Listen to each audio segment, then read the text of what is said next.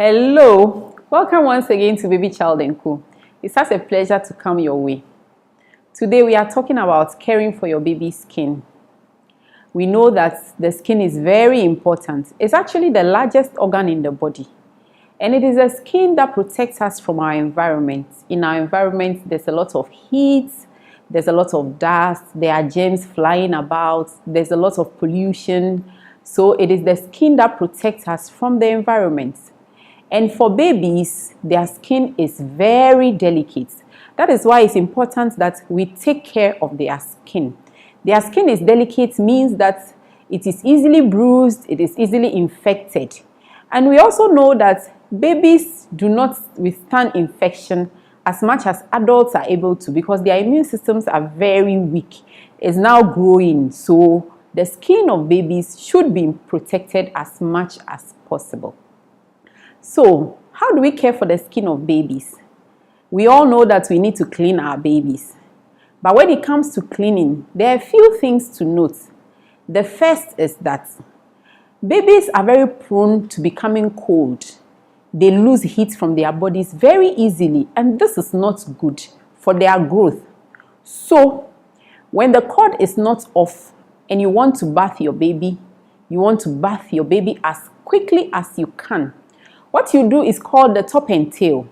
So you expose the top of the baby and then you use the mild soap, water and a towel to clean the top of the baby while under is still closed. When you are done, you cover the top and then you do the same for the down or the tail. So it's called top and tail. Be careful that the cord does not get wet. After the cord has fallen off, you can actually bath your baby with water because it's the cord that you are preventing from getting wet. So you can do it the way our grandmothers like to do. But again, within 3 to 5 minutes, you should be done because you do not want your baby to become cold. As soon as you are done, you apply a moisturizer on the baby's skin. Very moderate amount of moisturizer. Don't make it small because you do not want the baby's skin to become dry. Some people actually moisturize the baby's skin while it is wet, but most of us would use a towel, we'll dab.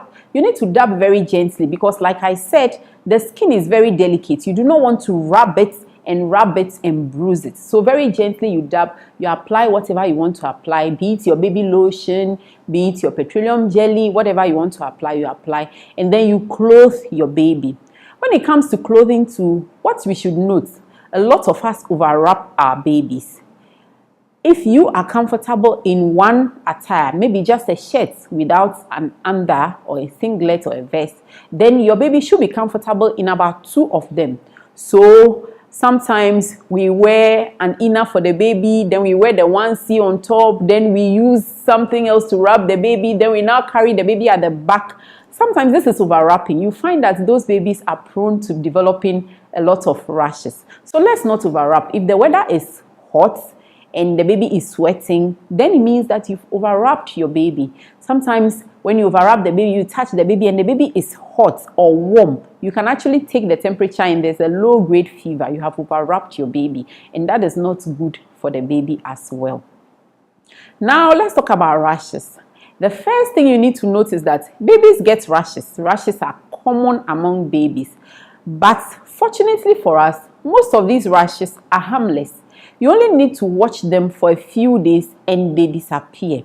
But what we do rather is that as soon as we see a rash, we put something on it. And sometimes these things are the ones that make the rash change into something else that it shouldn't be. We all have things on our skin that are friendly to our skin. We call those the normal flora. They are things that are not really germs. They could be bacteria, but they are on our skin. They don't disturb.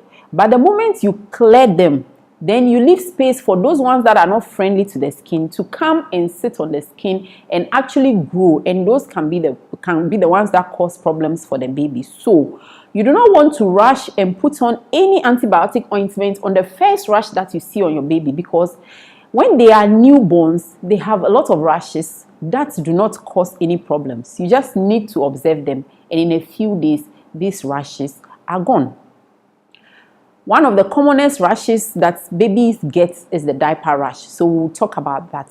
So the diaper rash is this reddish rash that you see in the diaper area. Wherever the diaper covers for the baby, you see that rash there. It's reddish. Sometimes it can actually become a sore and begin to discharge or to weep. Sometimes it can get infected by yeast and then it moves beyond the diaper area. So that is a diaper rash. Diaper rash is caused by not changing the diaper frequently. So the baby's skin, which is delicate, is forced to be in contact with the baby's poo or the wee. Or wearing the diaper too tight, that also can cause a diaper rash. Sometimes babies are actually sensitive to some brands of diapers, so that is also something to watch out for.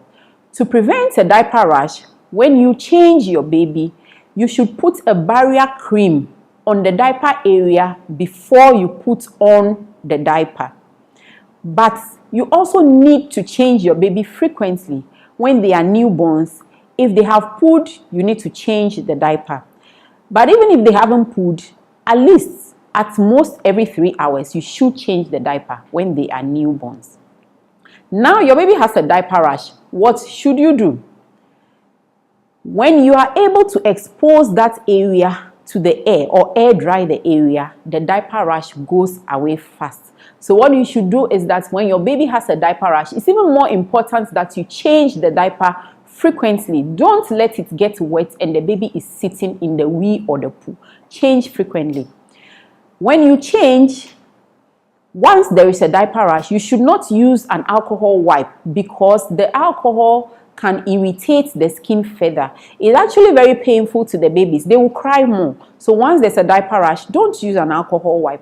What you should do is to just run tepid water or water that is slightly warm over the diaper area and let it wash away the poo or the wee. Once that is done, just use a towel and dab gently. Do not rub the area because it's already sore. If you rub, it gets more sore. It's dry. You can air dry if you want, but if you want to put on another diaper, what you should do is to put a diaper rash cream on the diaper area and on the rash. You put the diaper rash cream and then you put on the diaper. I have done a video where I reviewed one of my favorite diaper rash creams and I'll put the link in the comment section and you can watch that one as well. So you put on the diaper. The next time that you are changing the baby, you open your diaper, you run slightly warm water over the area and it washes away the poo or the wee, and then you dab with a towel. Don't try and rub off the diaper rash cream that you have already put on. So you just dab to dry and then you apply a new layer of diaper rash cream on the old one. If you like, leave it open to air dry because I said that if it air dries, the diaper rash will heal faster. Or you put on a new diaper. That is how you take care of a diaper rash. But if despite this it continues to be weepy and it is getting worse, kindly take your baby to the hospital because other things may need to be done for this baby. Another rash that babies get is what we call the prickly heat. So these are pinkish rashes, tiny. They are just like pinpoints, and you normally find it over the areas where the baby is sweating. So if you have a chubby baby, you may find it in the neck folds, the folds of the arms. You may find it there, or the where the baby's clothing has covered, because it comes where the baby is sweating. When you get this, it simply means that your baby is too hot. So don't wrap as much. Allow to air dry or let air blow over it. And let your baby wear loose clothes, fabrics that are breathable, not fabrics that make the baby hot. And in a few days, this will go away. Another rash that we should mention is what we call the cradle cap. So it forms like crusts on the baby's head or the baby's scalp. And then sometimes it dries and it becomes scaly. It looks like dandruff, but let's say a bit nastier than dandruff. So luckily, it resolves on its own. But if it is not resolving, you can wet it and then put on something that is oily like petroleum jelly and then comb it out and then you just wash.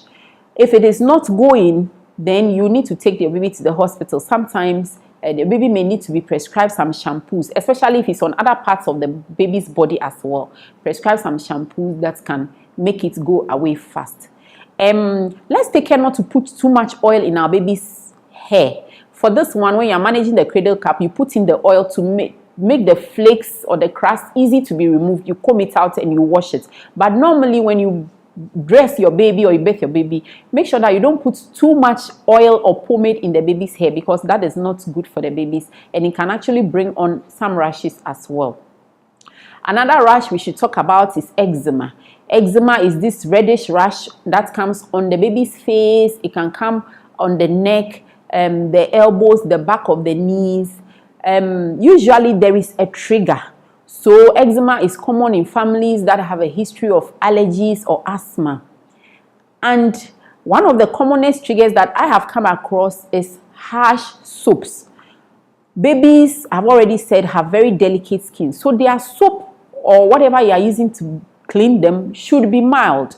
If you use very harsh antiseptic or carbolic or medicated soaps, it actually irritates this skin that we are saying over and over again is delicate, and then it makes eczema come if the baby is prone to eczema because of the family history and all those sort of things. So that is eczema. If it is very bad, you will need to take your baby to hospital so that certain things are prescribed for the baby. But generally, whatever you found that is triggering the eczema, you stop it.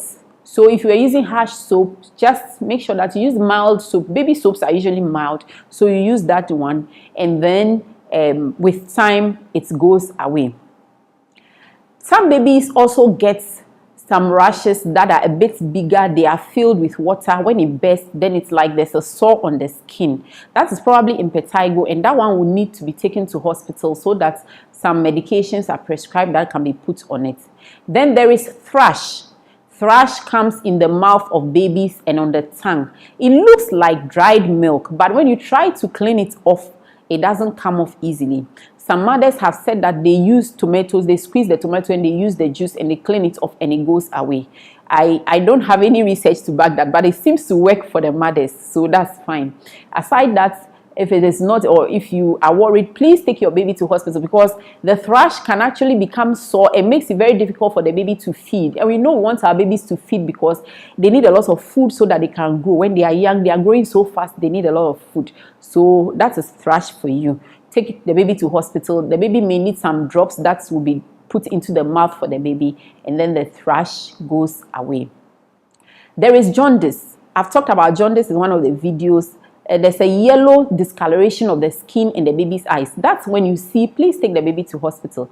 You don't need to wait at home for anything. Take to hospital, because it can actually cause disability or death in your baby. Then there's another thing that happens to the babies, that is that their skin gets very, very dry. You will see babies, when you look at the skin, it's so dry, it looks whitish, and it's like you can obviously see that it is dry. Sometimes it even flakes. Usually it is caused by over cleaning. So sometimes we clean our babies too much. When the babies are so small, they don't get dirty because they don't go anywhere. They pull the way you clean them. But sometimes, because we love the babies, we want them to be spick and span, spotless, we clean them, and we tend to take out all the natural oils on the skin, and then the skin gets very dry. The way to manage this is to reduce the cleaning. You may probably need to change the soap to a mild soap if you were not doing that. And sometimes we add antiseptics to the water that we are using to clean our babies. We should only do that on the advice of a doctor. It means that the antiseptic is against something. So it means that your baby has something that you want to kill. So you use an antiseptic. But otherwise, let's not use antiseptics to clean our babies, because it tends to dry out the skin and the skin doesn't look nice. Don't you love it when you see babies and their skin is so velvety, soft and smooth? So let's keep it like that, because that is how God has made it. So dry skin, most likely you are over cleaning your baby, and so you should reduce the cleaning. Probably you need to change the soap. If you are using antiseptic, you may need to stop that as well. So I keep saying mild soap. It means that when you are preparing to deliver, when you have a baby, you should make sure that the soap that you have purchased for your baby is mild. And then The soap that you use to wash the baby's clothing should also be mild. When you wash their clothing, as much as possible, you should dry it in the sun, because the sun also has this ability to kill some germs that may be in the baby's clothing. So you dry it in the sun. The washing, again, sometimes you may need to rinse out the baby's clothes twice so that you remove all traces of detergents in the clothing, because some babies may be very sensitive to these ones as well. When it comes to buying skincare products for the babies, know that the better ones are the ones that have very few ingredients. So avoid products that are perfumed, because some babies have sensitive skin and they can actually react to the perfumes. So don't go and buy strongly scented ones. If this baby is prone to eczema, this may be the trigger for the eczema. And there are other things, parabens and so on, that are used to preserve them, that you shouldn't introduce your baby to. So the fewer ingredients or contents of whatever you are buying, the better. But definitely don't buy perfumed ones. And then the colored ones, some babies will also react to the color. So don't buy the ones that are very, very colored. So when should you see a doctor? I've said that most of these rashes do not cause problems, but you should see a doctor. Definitely, I've already mentioned, if your baby's skin is yellow, that means jaundice. You should see a doctor. If there is a rash that bursts and leaves a sore, you should see a doctor. If your baby has a rash and is not feeding well, or has a rash and is hot, has a fever or temperature, or is become a bit irritable, crying, or is no longer as active as you know your baby to be, then you should see a doctor by all means, with the rash that your baby has. I hope that I have given enough education on this topic. If I haven't, kindly leave your questions, your comments, and I will definitely attend to them. Also, please subscribe to our channel. We also have a blog called babychildandco.com. So you can go there, you read more about some of the things that we have said. You can ask your questions. Join our parenting club, is on the blog. Join our community forum as well. Thank you for watching this one. Bye-bye.